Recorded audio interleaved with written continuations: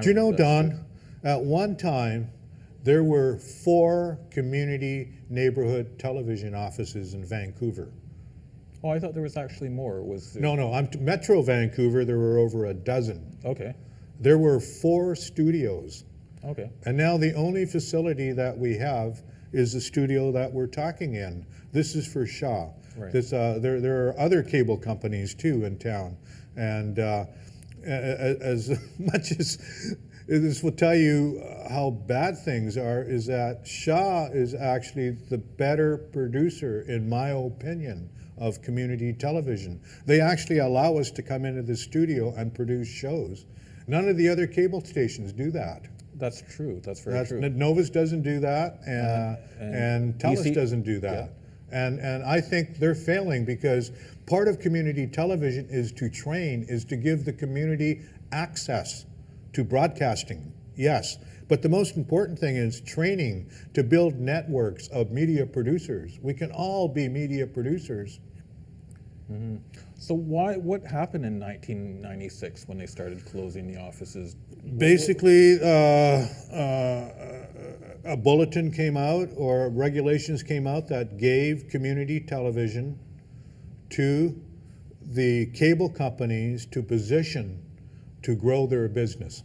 Well, in other words, it became part of a corporate plan. There seemed to be an expectation to take it to a whole different level. They wanted to do more professional programming as opposed to, volunteers. And at one point, they actually got rid of all the volunteers. Is that correct? It's absolutely correct. At one time, I was offered 5 minutes once a week. Which isn't very much. Which was, and Shaw wanted to package it into their programs. I said no. A bunch of people said no. ICTV, and this is why I'm so proud to be part of ICTV, because ICTV actually started as a result of all the community access programming being booted off the air, first by Rogers and then by Shaw. Now, ICTV came out of the Rogers Van East office, is that correct? That is correct, absolutely. But that was where a lot of the organizers were, but there were organizers from all over the Lower Mainland, and they got on and they wanted to get the airtime back.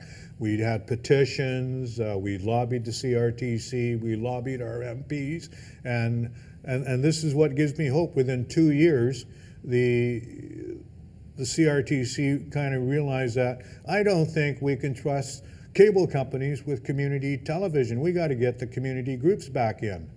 And that's exactly what happens. And now you're looking at a Shaw community television channel, which has pretty much 50% of community-based groups. And they should be lauded for that. They've done really good work in that area. And there's much more they could be doing, I believe, but I understand that they have the corporate constraints of still using community television to promote their other media and business interests. Now, when we're talking about community television, it's produced by volunteers or it's produced by the cable companies. How does that work? The cable companies here in Vancouver, or Metro Vancouver, Shaw gets over $6 million a year of public money, right, so that you and I can talk here, representing community groups and community issues. The community channel is to be complementary to the public and the private broadcast systems. It is not meant to compete with them. It is meant to complement them. And when they say complement, that means they should do the things that private and public broadcasting systems don't do, which is provide training, provide access, direct access to community groups and members. And to me, that is the most important part. But even more important, and this is what cable companies have done over the last 15 years, is they've shut down. There used to be thousands of community television volunteers.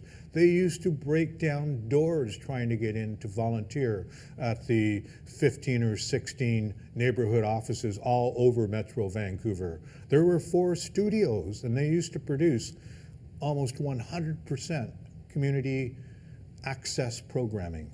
That doesn't happen now. everything has been downloaded to the community groups now. Shaw gives us the studio so we can produce it, but we pay for our own meals, we pay for our parking, we volunteer our time for all this, and we actually even pay our own expenses to volunteer. And I think that's wrong, and something that I think Shaw should understand. Mm-hmm. But they are entitled to do what they do, because they are actually now the operators and managers of the network. And I think what Shaw strategists don't understand is how this, if they actually produced real community television from the community, they would probably get bigger and better market shares.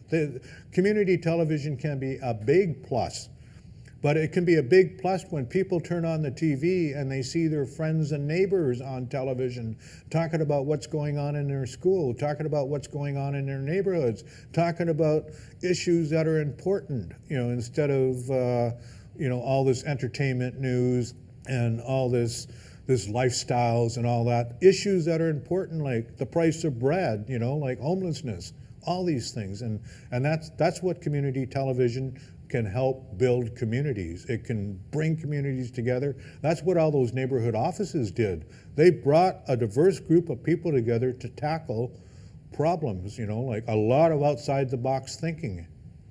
Let's talk about community television policy now. If I have a complaint to the CRTC, what would I do about community television? What would I do to be heard by the CRTC?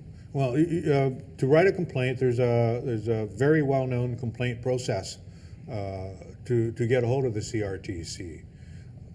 What are some of the things that people complain about? Well, my biggest complaint is I don't think, at least here at Shaw, which is what I'm familiar with, my biggest complaint would be, and I haven't gotten into this, is what the heck is Novus and TELUS doing with their community channel? How many volunteers do they have? Mm-hmm. My biggest complaint is, where does this $6 million go? Yeah. Where does this $100 and some odd million go? Of public money. I'm talking public money that Shaw gets, and Cogeco and Rogers and all these cable companies. Where does that money go? It doesn't see itself in the community, that's for damn sure. I mean, I have to pay for my crew lunches. Mm-hmm. I have to pay for parking. Jeff Scott, who's gotten a bunch of stuff going out in Tri-Cities. At one time, he had to drive in town, pick up a camera, drive back to his town, do a shoot, and bring the camera back all in one day. And he paid all those expenses. It's just the... So is there not a process where he can get some of those funds reimbursed, or is that just the way it is? Evidently not. Oh, okay. Evidently not. One good thing that's come up recently, and people should take a look at it, and if you do a Google, it's called the Broadcasting Participation Fund. Finally, the CRTC has recognized that input from people like you and I and other people that care about community television and that care about our broadcast system and about our media can actually be recompensed for their expenses. Right. And so I'm just looking into that. I haven't received a penny from it, but I know that Kathy Edwards at Cactus, and Cactus is something you promote. Well, what is Cactus? Maybe we should talk about Cactus. Cactus is a nationwide cross-Canada grouping. Cactus stands for Canadian Association of Community Television Users and Stations. Is there a website that you know of? Yes, they are. Just Google Cactus. Okay. I believe it's Cactus. You're going to get the flower, but put in community television or something. Right. You can put it in. Okay, I will put it in. Now, you're the executive producer of Access Community Television? That's correct. Okay. What's Access Community Television all about? Access Community Television is a show we bring into the studio, just like after hours, and we talk about downtown East Side issues, mm-hmm. and we talk about issues that emanate out of the downtown East Side that affect the whole city. And we've just had a great group of people, community activists and radio host Gennady O'Sullivan, you know, comes on regularly. Molly Karan, who also works on Co-op Radio. Wendy Peterson. We just bring a bunch of community activists and community media people into the studio, and we just, what would we call? We just sort of yell and gel a show out of it. What is your role, your main role? You're executive producer, but you also do interviews and... My main role, it seems up to this point, is pay for the meals and whatever expenses it occurs, which thankfully, because we're an all-volunteer group, is very minimal. And that's about it. Get producers, get crew in, help line producers. I'm more or less retired now, so I have the time to put into this kind of stuff, but I was doing it before. I had the time to do all this, and I would get a lot of help. And just want to thank Deborah Angraves for coming on, who used to be one of the coordinators, one of the staff people at the Cornwall office when we had 4 community television neighborhood offices. We can't forget that, because that's what's wrong with community television. There is no presence in the community, no physical presence in the community. What would you like to see change? I'd like to see TELUS. I'd like to see Novus, and I'd like to see Shaw forget this idea about using community television to promote their businesses, and get on the priority of what community television was supposed to do. Help communities, build communities, do community organizing so that we can give voice to the people. That's what it was supposed to do. Give training to the people. That's what they're supposed to do. Now, you're involved in the downtown east side quite a bit. What are some of the projects you're currently working on? Oh, there's a lot of them. One of them I'm on the board of, one of the founding board members of, is what's called the Downtown East Side Sacred Circle Society. Okay, can you explain a little bit about that? Yeah, the Sacred Circle Society was formed to raise a totem pole, what we call a survivor's totem pole. This survivor's totem pole is meant to represent the struggles that have happened in the downtown east side, starting from the beginning. There are representatives from the 3 founding communities of the downtown east side, obviously the Aboriginal community, the European community, the Chinese community. There are people from the Japanese Canadian community. There are just all kinds of communities down there, recognizing that the struggle with poverty, the struggle with racism, the struggle with oppression, we have survived. Yes. The Chinese have survived the head tax and exclusion. First Nations are still fighting the colonization that began 500 years ago. Japanese Canadians have survived the internment during the Second World War. Southeast Asians have survived the Kamagato Maru.